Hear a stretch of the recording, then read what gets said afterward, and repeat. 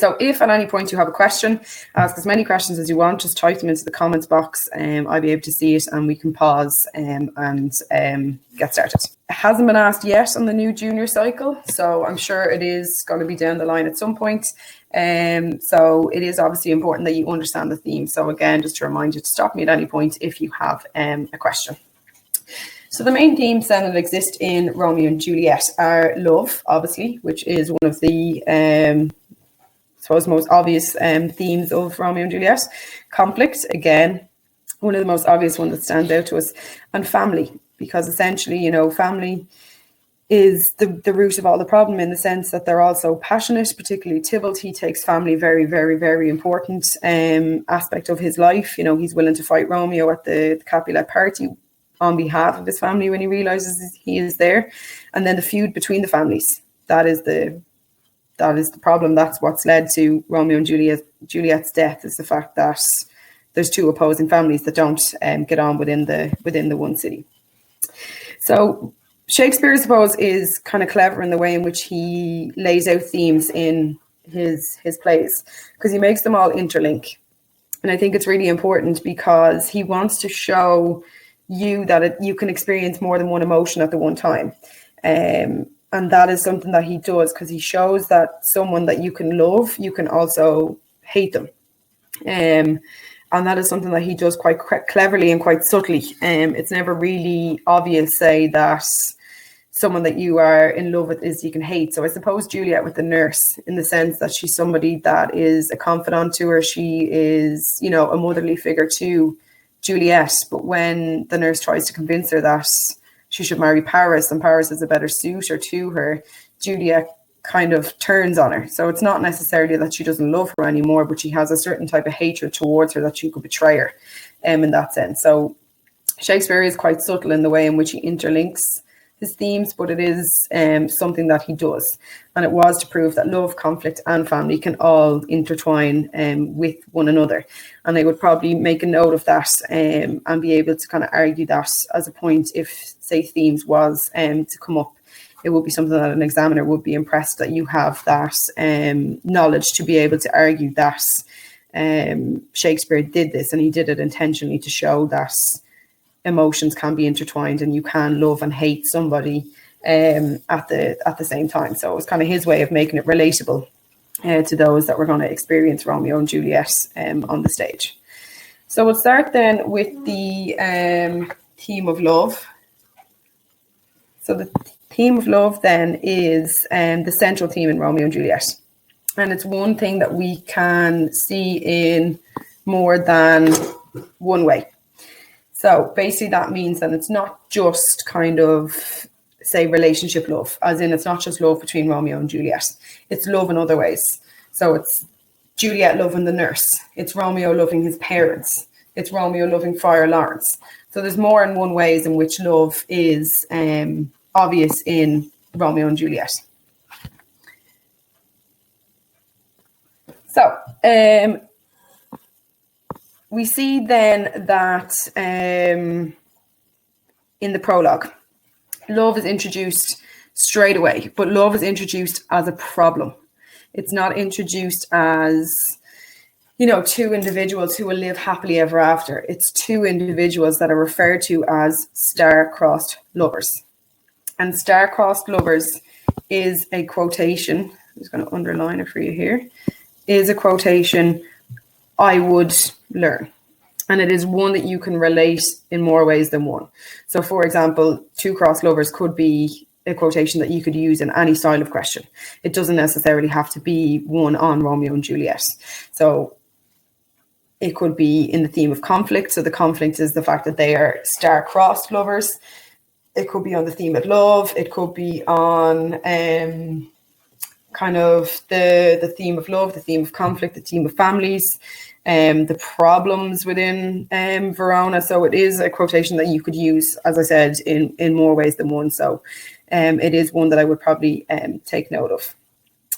So the developing relationship has an impact on other characters and relationships in the play. So it's the fact that two individuals can be in love with each other, but it can also cause problems for others. And that is something that Shakespeare did quite cleverly, because it has a massive impact on anybody that comes in contact with their love. So, for example, the nurse. The nurse is obviously torn. Her loyalty to a certain point relies with Juliet. But then obviously it's Juliet's parents that employ her. So then obviously everything is done in secret. So she has to lie to Lord and Lady Capulet. And then she has to lie to individuals in the sense that she has to sneak down to Friar Lawrence's cell, make arrangements and so on. Another character then would be the friar. Again, he has to marry a Romeo and Juliet in secret. He is the one that's basically, put on trial essentially at the end of Romeo and Juliet for his involvement in the two lovers' death. So again, their love has an impact both positively and negatively on themselves and others within the play. Another thing I would make note of is where it says that love is described as, and I'm underlining it for you, as death marked. So it suggests that their love is doomed from the beginning. And again, this is something that we learn in the prologue. So before we even get into, I suppose, the ins and outs of the play, the prologue has told us that they're two star-crossed lovers whose love is death marked. So that is Shakespeare letting us know in the prologue that there's going to be an issue. There's going to be a tragedy. There's going to be, that roller coaster of emotions. There's going to be a climax. There's potentially not even going to be a resolution. But it's us knowing that it's not just a simple love between two teenagers. It's two star-crossed lovers that have a love for each other that is known to be death marked. So Shakespeare then, he wants to examine other types of love to show how love can sometimes consume us in a positive and negative way. And I suppose in that sense, that's when they try to use love as a way to heal the feud. But the feud cannot be healed by using, the heirs of the two houses. But that is something, I suppose, then the Friar Lawrence tried to use, was the love of Romeo and Juliet to try and heal the feud that existed between the Capulets and the Montagues. And in that sense, then I suppose that's when their love is death marked, is because their love had the potential to heal the feud, but it didn't. It was death marked. And ultimately, the ending was going to be that Romeo and Juliet would die. It would take that death to basically try and heal the feud that exists between them. So if we look at Romeo and Juliet's true love then. So we've already mentioned in the sense that they are depicted as star-crossed lovers whose love has been death marked. And essentially the play takes us on a journey of their love. So when we first meet Romeo, we obviously know that he is in love, or so he thinks, with Rosaline. He never thinks that he will meet anybody else. And then in Act 1, Scene 5, he meets Juliet for the first time. And he is instantly mesmerized by her. He forgets Rosaline and says, did my heart love till now? He feels like he's never seen anybody. He's never seen true beauty until this night. So the fact then that Romeo kind of says this, so I'll underline it for you there, did my heart love till now? That shows that, Romeo is an individual who maybe loves too quickly. And that's something that we'll look at when we get to Romeo's character. So he's lovelorn at the start, he's pining over Rosaline. His parents are asking his friends, do they know what's wrong with him? He's making artificial nights in the sense that he's coming home, he's closing his windows, the blinds, so that, darkness is upon him because he doesn't want to see daylight. And all it takes then is for him actually to see Juliet and actually understand what it's like to see true beauty. And as I said, did my heart love till now depicts this. So basically it shows us that Romeo didn't necessarily love Rosaline. He was maybe just had lust for Rosaline. So it's important then to remember that in this sense, Romeo's love is requited. And what requited means is the sense that Juliet loves him back. Whereas with Rosaline, it was unrequited, which basically meant that Rosaline did not love Romeo back. So known as the feast scene, this is when Romeo uses religious imagery to suggest that their love is sacred. So if you remember Act 1, Scene 5, when they meet each other, they're talking about hands and pilgrims, and that's Romeo's way to try and get Juliet basically to kiss him. And then Juliet says that Romeo's sin is now on her lips and she must return it.